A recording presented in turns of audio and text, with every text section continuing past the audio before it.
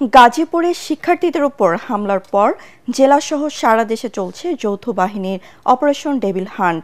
গাজীপুর মহানগর জেলার ৫ থানা এলাকা থেকে এ পর্যন্ত ৭৫ জনকে আটক করা হয়েছে।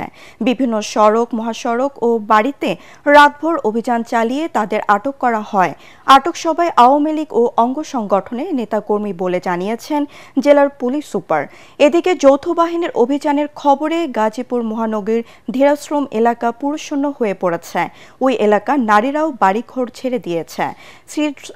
ধীরাশ্রম টঙ্গী সড়কে দুপাশে ঘটনাস্থলের কাছ থেকে দোকানপাট বন্ধ। সাবেক মন্ত্রী মোজাম্মেল হকের বাসভবন ও আশপাশের এলাকায় অনেকটা থমথমে পরিস্থিতি বিরাজ করছে। আওয়ামী দোসরদের গ্রেফতারের দাবিতে দুপুরে রাজবাড়ী মাঠে বৈষম্য বিরোধী ছাত্র আন্দোলন ও নাগরিক কমিটির আবারও বিক্ষোভ সমাবেশের কথা রয়েছে।